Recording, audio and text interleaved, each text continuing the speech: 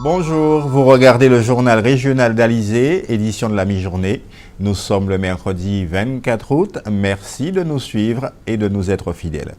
Le mauvais temps sur la Guadeloupe, quand bien même, on vient de l'apprendre, de la vigilance orange, nous venons de repasser en vigilance jaune. Un mauvais temps, conséquence de l'onde tropicale qui traverse actuellement l'arc antillais, se déplaçant d'ouest-nord-ouest. Sa zone active devrait toucher en ce moment Saint-Martin et Saint-Barthélemy, mais le phénomène génère depuis la nuit dernière de fortes pluies sur tout l'archipel, d'où ces images d'une Guadeloupe au ralenti aujourd'hui, une circulation automobile faible, des parapluies qui ont été sortis par les piétons, les artères de Pointe-à-Pitre quasiment désertes.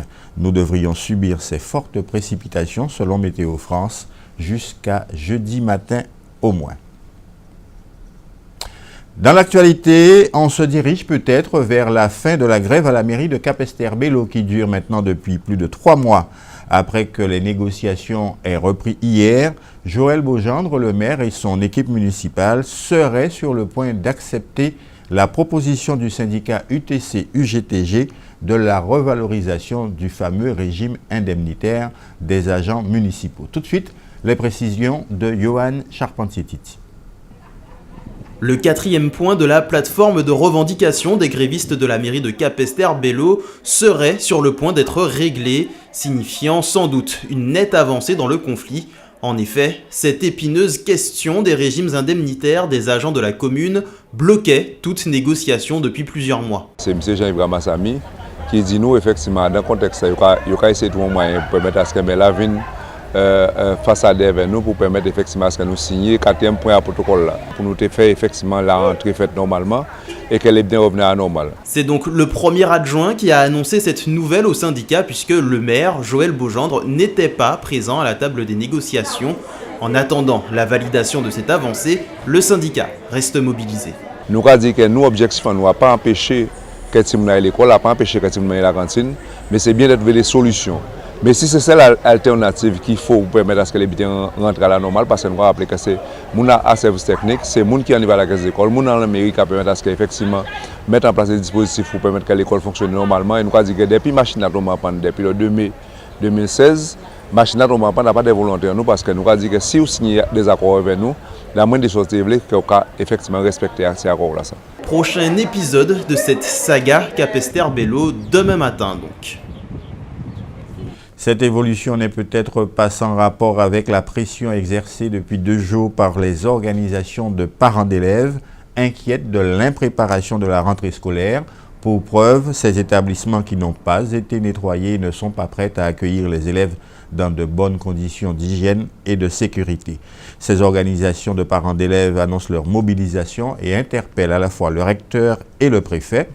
Et dans le même temps, à signaler que le syndicat UTC-UGTG a annoncé la tenue ce soir d'un meeting public devant l'hôtel de ville, un rendez-vous qui a été maintenu en dépit du mauvais temps et de la possible avancée du conflit.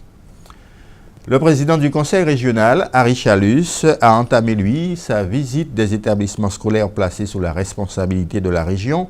Première halte aujourd'hui, le lycée Yves Le Borgne à Sainte-Anne, un lycée où d'importants travaux ont été conduits durant ces vacances, ce qui est l'occasion pour le conseil régional de communiquer sur sa politique en matière d'équipement des lycées. Le reportage d'Éric Pommier.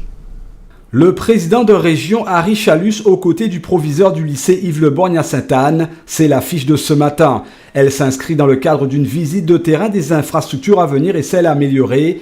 À quelques jours de la rentrée, le président de la collectivité régionale, dont la priorité est d'améliorer les conditions de vie des élèves et donc le cadre de vie des lycées, s'est rendu sur place pour une visite au pas de charge. Je sais que mes élus ont déjà visité la plupart des lycées en Guadeloupe pour voir un peu l'avancée des travaux pour la rentrée scolaire. Et là, nous nous assurons que tout a été fait de manière à ce que les élèves puissent rentrer convenablement. Ce lycée, dont l'effectif élève est établi à 900, a bénéficié d'une enveloppe de 300 000 € de travaux pour 2016.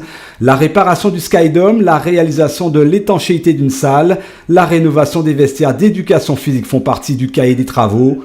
Un lycée donc en chantier qui doit cependant être prêt à accueillir élèves et personnel dès la semaine prochaine. Les délais surtout respectés parce qu'on n'a que 2 mois pour pouvoir faire des travaux. Et après, il y a les vacances de la Noël, les vacances de Pâques, mais c'est pas facile pour pouvoir réaliser des travaux dans un lycée. Mais là, actuellement, je constate qu'il n'y a pas de complexe sportif ici, qu'il y a une grosse dépense en matière de transport pour aller sur les terrains de la ville de Sainte-Anne. Donc là, nous allons tout de suite nous mettre à la recherche d'un terrain non loin de ce lycée pour qu'il y ait un complexe sportif dans le lycée. La région a également lancé une deuxième phase de travaux. Elle comprend la construction d'une salle omnisport de 500 mètres carrés. Objectif, accueillir une plus grande capacité d'élèves. Coût total de l'œuvre, 840 000 €. Autant de travaux que le proviseur voit d'un bon œil pour rendre plus efficace et dynamique la vie de son établissement général et technologique. C'est un lycée de plus de 25 ans, donc vous voyez bien, nous sommes en face de la mer et donc il faut un entretien constant. Merci beaucoup. C'est dans le cadre de ces compétences que la région enchaîne les visites. Le lycée polyvalent Raoul-Georges à Basse-Terre sera également aux petits soins avec un internat en construction d'une capacité de 50 chambres. Le montant global des travaux engagés par la région dans les lycées de la Guadeloupe au titre de l'exercice 2016 s'élève à plus de 2 millions d'euros.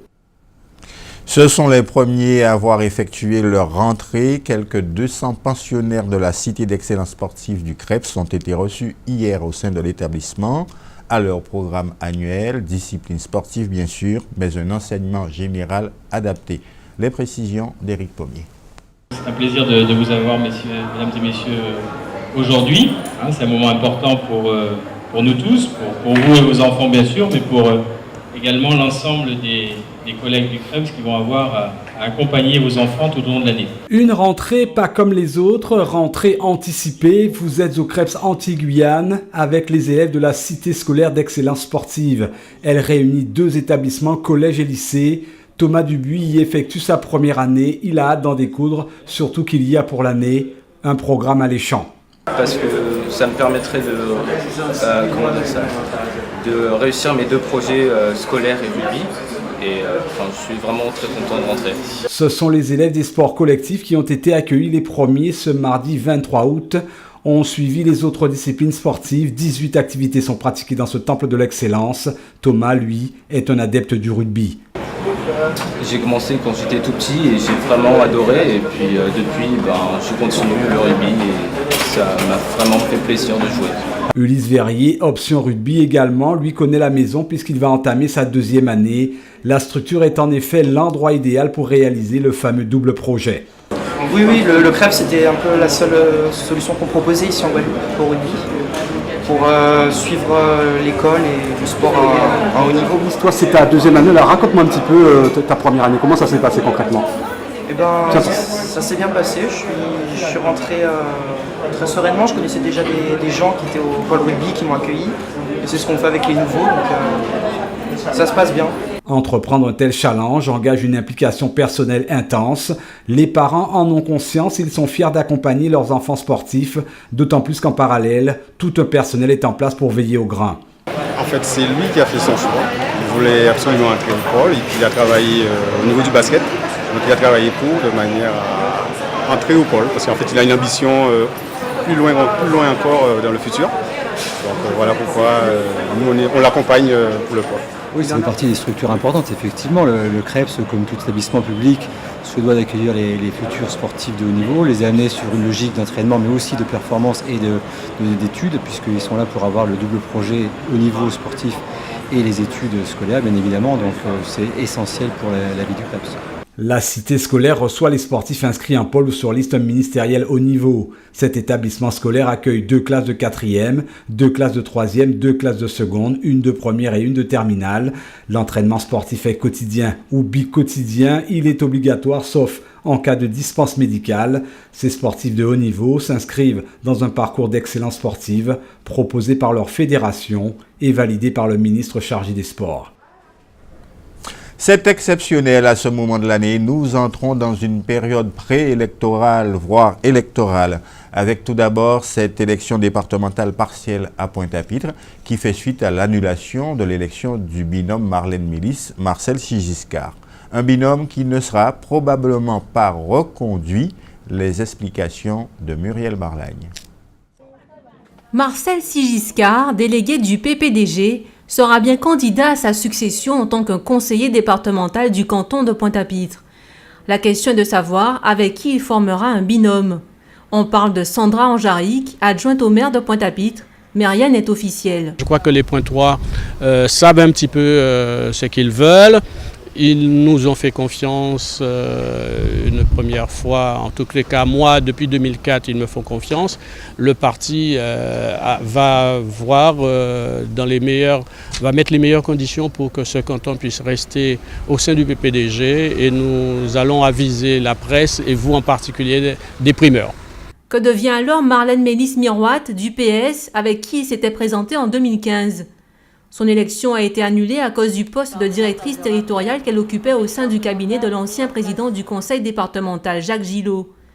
Éric Jalton, le député maire des Abîmes, fait partie de ceux qui militent pour que le duo se reforme. Ils ont bien travaillé. Ils avaient déjà été élus relativement aisément à l'occasion des élections générales départementales il y a plus d'un an à peu près, quoi. Et ils travaillent correctement, ils font preuve de toutes leurs compétences dans la majorité départementale de Mme Josette Borel-Lincertin, dont nous avions souhaité qu'elle assume cette fonction de présidente de département. Et donc toutes les conditions sont réunies. Il ne faut pas aller chercher, à mon avis, midi à 14h. Pour l'heure, les discussions sont en cours entre les partis. Des déclarations officielles pourraient être faites en fin de semaine. Et puis, il y a les primaires nationales, celles-là de la droite et du centre. Cela s'anime en Guadeloupe depuis l'officialisation de la candidature de Nicolas Sarkozy.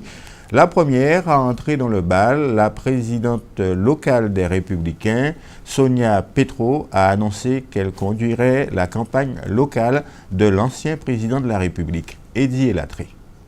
Sitôt officialisé la candidature de Nicolas Sarkozy aux primaires de la droite et du centre, Sonia Petro a annoncé qu'elle avait été désignée présidente du comité de soutien de l'ancien président de la République, un choix qu'elle qualifie de légitime. Je suis une femme de fidélité. Nicolas Sarkozy est celui qui m'a donné envie de faire de la politique. C'est pour lui que j'avais adhéré à l'UMP en 2006 et c'est aussi pour lui que je vais mener bataille pour ces élections primaires. C'est quelqu'un qui, selon moi, réunit toutes les qualités pour être à nouveau président de la République. C'est un homme d'État, c'est un homme qui a une stature internationale, c'est un homme de terrain, un homme qui aime la France. Et il a en plus du charisme un parler vrai. Je me retrouve dans ce qu'il défend et dans ses idées. Ce soutien à Nicolas Sarkozy devrait voir la présidente des Républicains de Guadeloupe de nouveau opposée à Lucette Michaud-Chevry et Marie-Luce Panchard. Si ces dernières n'ont pas officiellement annoncé leur choix, elles avaient manifesté clairement leur penchant pour Alain Juppé lors de la visite de celui-ci en avril dernier. Aujourd'hui, Sonia Petro est à la fois présidente du parti et en même temps du comité de soutien à un candidat aux primaires, une position qui ne manquera pas de soulever des questions dans son propre camp. Il y a plus qu'une compatibilité, c'est permis par l'organisation de la primaire, la haute autorité qui organise et qui a édicté les règles de la primaire. Je ne suis ni la première ni la seule. Les primaires chez les Républicains seront organisées en Guadeloupe les 19 et 26 novembre prochains. Il devrait y avoir des bureaux de vote ouverts dans toutes les communes de notre archipel. Cette élection est ouverte à tous les militants et sympathisants de droite qui auront signé au préalable une charte de l'alternance et se seront acquittés d'une participation de 2 €. C'était une voix et une plume du Parti communiste guadeloupéen. Dunière Thalys, cet été à l'âge de 77 ans. Ce Saint-Anais avait connu les temps de la splendeur du parti, notamment derrière Igésip Ibéné, maire communiste de Sainte-Anne de 1971 à 1989. Mais Dunière Thalys avait surtout été un grand footballeur, joueur, entraîneur et président du club de Sainte-Anne, la Juventus bien sûr. L'actualité dans notre grande région maintenant avec le buzz fait par les photos compromettantes d'Usain Bolt en compagnie d'une très jeune brésilienne. Caroline Troubetskoy, la présidente de l'Association des hôtels et du tourisme de la Caraïbe Hôtel, envisage le prochain grand forum de l'industrie de la Caraïbe comme une opportunité pour les hôtels et les entreprises liées au tourisme de faire le point et d'ouvrir les yeux sur ce qui est le plus important pour réussir non plus seulement au niveau de l'entreprise ou du pays, mais surtout au niveau de la Caraïbe comme région unifiée. Caroline Troubetskoy prend l'exemple de Cuba, qui a accueilli environ 2,1 millions de voyageurs au cours des 6 premiers mois de 2016, soit une augmentation de 11,7% par rapport à la même période en 2015. Elle souhaite que l'ensemble de l'industrie touristique de la Caraïbe s'interroge sur les effets de l'ouverture de Cuba au tourisme et en particulier sur le choix de la clientèle américaine de se rendre à Cuba plutôt que dans une autre île de la Caraïbe. D'autres problématiques seront à l'ordre du jour de ce grand forum, comme la puissance des plateformes de réservation telles Airbnb ou HomeAway, l'impact du Brexit, du Zika ou du terrorisme pour la Caraïbe en tant que destination touristique. Ce forum se tiendra à Porto Rico du 30 septembre au 2 octobre prochain. Le Premier ministre canadien Justin Trudeau a défendu les libertés de culte, garantissant le droit de porter le burkini, symbole selon lui de l'acceptation de l'autre de la part d'une société ouverte. Interrogé sur la controverse entourant le port du burkini en France, Justin Trudeau a appelé au respect des droits et des choix des individus, un principe qui selon lui se doit d'avoir la première place dans les discours et débats publics. Dans la foulée de la controverse qui agite la France, où certains maires de localités côtières ont interdit le burkini, des élus québécois ont appelé à une telle mesure au nom du principe de la laïcité. Justin Trudeau marque la différence avec son partenaire privilégié français et rappelle qu'il souhaite diriger le Canada vers plus d'acceptation, d'ouverture, d'amitié et de compréhension. Aux Jeux Olympiques de Rio, Usain Bolt n'a visiblement pas couru qu'après les médailles. Le sprinter qui a décroché l'or à 3 reprises durant la compétition s'est aussi fait plaisir dans les clubs de la ville. Problème, 2 photos compromettantes viennent d'apparaître sur la toile comme le dévoile le Daily Mail. Sur les 2 clichés, le sportif jamaïcain est très proche d'une étudiante brésilienne de 20 ans, Jadi Duarte. Les photos en provenance de la messagerie instantanée WhatsApp de la jeune femme ont commencé à faire surface sur de nombreux sites brésiliens et créent le buzz sur la toile. On peut y voir l'homme le plus rapide du monde avec le bras autour du cou de cette jolie brune. Sur le second cliché, Usain Bolt embrasse sa conquête, ce qui laisse peu de place au doute concernant ce rapprochement. En couple depuis 2 ans avec Cassie Bennett, Usain Bolt devait la demander en fiançailles dans peu de temps, selon Christine Bolt-Hilton, la sœur du sprinter. Un amour qui sera peut-être remis en question par Cassie Bennett, même si sa rivale brésilienne tente de sauver la situation en décrivant sa rencontre avec le sprinter comme normale. Un mot de sport et du vrai pour le coup, le Tour cycliste de Guyane, 27e édition. C'était la 5e étape aujourd'hui entre Mana et Apato, la plus longue étape de ce Tour 2016, 163 km 800. Elle vient de se terminer. Victoire du Guyanais, un Guyanais que l'on connaît bien sur nos routes, Ludovic Exfort. Il s'est imposé devant le Martiniquais Hervé Arcade.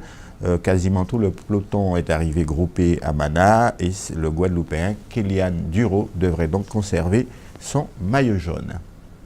Ils se frottent les mains à l'approche de la rentrée scolaire. Ce sont les coiffeurs qui actuellement sont débordés et ils ne s'en plaignent pas. Leurs salons sont en effet encore pour beaucoup de parents guadeloupéens le passage obligé des enfants avant la rentrée. Johan Charpentier-Titi. Chez Jean-Daniel, l'affluence est au rendez-vous. Certainement l'effet rentrée scolaire, mais pas que. L'occasion pour le coiffeur de détailler les coupes tendances du moment. Surtout dégradé, crête, avec beaucoup de motifs, beaucoup... En fait, les jeunes, ils viennent, ils ont leurs photos, ils demandent, et puis voilà quoi. Donc il faut reproduire au millimètre près, le plus sûr que possible. Des styles qui évoluent vite et la clientèle jeune du salon sait se montrer exigeante. Ils amènent à chaque fois une nouvelle photo, une nouvelle façon de voir, une autre coupe, un autre style. Donc il faut à chaque fois que je me remette en question sur le champ. Avant j'étais plus crête, après ça je me suis dit non, je vais changer, je vais faire la couleur aussi. Mais sinon c'est pour suivre la tendance pour être bien. Une clientèle qui sait donc ce qu'elle veut. Problème, certaines coupes jugées trop extravagantes ne seront pas forcément du goût des établissements scolaires. Là aussi, le rôle du coiffeur est primordial. Je pose la question à la maman ou aux jeunes, quel établissement, et puis voilà quoi. Donc je sais quoi faire, je lui conseille, je lui dis non, il faudrait peut-être à la rentrée faire une coupe simple ou normale, moins extravagant, et puis après il viendra refaire sa coupe normale. Et il existe d'ailleurs une solution plutôt radicale. La coupe que je préfère, la boule à zéro. Mais à une semaine de la rentrée, certains n'entrent pas encore dans ce genre de considération. Non, c'est pour aller en soirée demain. Je vais faire mon dégradé là, tout autour. Là, je suis juste venu faire mon carré, voilà. Parce que demain je sors, donc il faut être propre. Alors qu'il s'agisse de rafraîchir sa coupe en vue des dernières sorties des vacances ou de préparer la rentrée, à vos tondeuses. Et deux des journalistes de la rédaction d'Alizé, Johan Charpentier-Titi et Éric Pommier, viennent de me promettre d'y passer eux aussi. La météo cet après-midi, vous vous en doutez, un temps pluvieux et orageux sur tout l'archipel. Il y aura cependant une alternance avec de belles éclaircies. Température moyenne 29 degrés. Je vous le rappelle avant de terminer que la préfecture vient d'annoncer le retour en vigilance jaune après avoir été en vigilance orange depuis hier soir. C'est la fin de cette édition. Merci de l'avoir suivi. Dans un instant, l'actualité dans le reste du monde. Je vous donne rendez-vous ce soir 19h. D'ici là, passez un excellent après-midi et bon appétit si vous êtes à table.